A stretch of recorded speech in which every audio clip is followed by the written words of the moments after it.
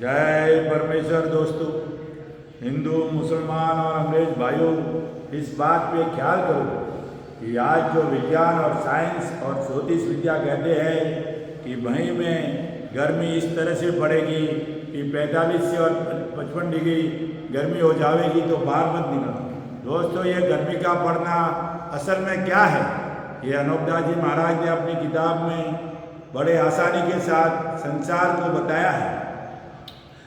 इसके दुनिया ये कहती है कि सूरज चंद्रमा रावण के रसोड़े को तपता था।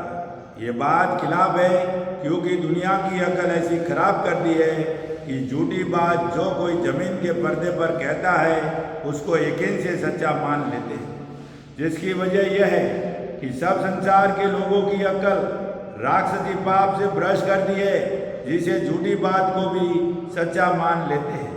देखो भाई कि सूरज चंद्रमा कौन सा आदमी थे कि जो रावण के रसोड़ों को तपते थे। तो ये बात तो इस तरह से है कि जिस तरह से अपनी देह के अंदर रोशनी होती है, उसी तरह से जमीन माता के देह में भी सूरज चंद्रमा कुवैत के सबब से रोशनी रखते हैं। सो ये बात इस तरह से है कि जमीन के पेट में अग्नि का रोग जादू से कर देवे तो पहाड़ या और कोई जगह आप ही जलने को लग जावे।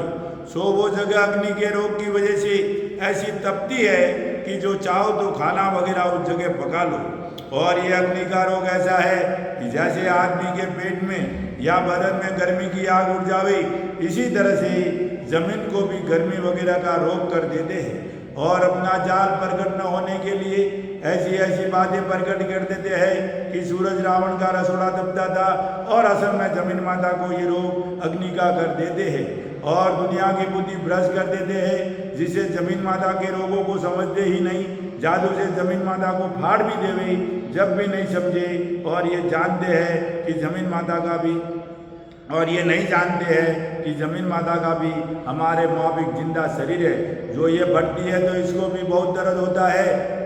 जय परमेश्वर देवता लोगों, जय परमेश्वर। ये जो रुतें बनाई है गर्मी, सर्दी और बारिश की, सतयुग में ये कोई रुतें नहीं थी मेरे भाइयों। सतयुग में महीने का महीने बारिश होता था और जमीन माता का शरीर निरोगा था और पहाड़ों में रोशनी थी और हवा भी ज़्यादा नहीं चलती थी और गर्मी भी नहीं पड़ती थी और ठंडी भी नहीं पड़ती थी। ये ठंडी और गर्मी ये जमीन माता को ताव की बीमारी है, यानी बुखार। ये जमीन माता को ठंडे ताव और गर्म ताव की बीमारी हिंदुस्तान के सौदागर बनिए लंका के ढेड़ों ने राक्षसी पाप से कर रखी है। ये 12 मास ही जमीन माता को रोग रखते हैं और सूरज चंद्रमा तो एक मामूली कील पर घूमते हैं। ये जमीन माता के शरीर में जोत है, जो अपने शरीर में जैसे नाक की वजह श्वासें लेते, वैसे जमीन माता के शरीर में सूरज चंद्रमा एक जोत है।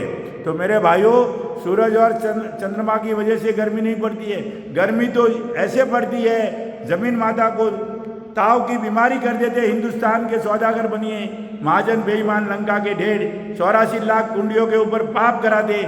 जब वो पाप आके जमीन माता को लगता है, झाड़ वनस्पति को लगता है, जानवरों को लगता है और आदमियों को, सब पंखेरों वगैरह को लगता है। तो मेरे भाइयों, ये साध अनोखदास महाराज किताब जगत हित कारणी एक बार जरूर पढ़ो और पढ़कर इंसाफ करो, तब मालूम पड़ेगा ये जितनी भी दुनिया में खराबियाँ हो रही है और कम उम्र में मौत होती है। और ये गर्मी का जो बताते हैं कि 29 मई को इतनी गर्मी पड़ेगी, तो भाइयों ये गर्मी का पड़ना जमीन माता को ताव की बीमारी है और ये हिंदुस्तान के सौदागर बनियों लंका के ढेड़ों के राक्षसी पाप की वजह से हो रहा है। ये कलयुग नहीं कल्लु काल है और ये हिंदुस्तान के बनियों के पाप का नाम है। और इनकी जगह, जिसको दुनिया स्वर्ग नरक कहती है, मुसलमान जन्नत कहते हैं और अंग्रेजी लोग हेवन हिल्स कहते हैं, वो इन बनियों के सौदागर महाजनों के पाप करने की जगह है मेरे भाइयों।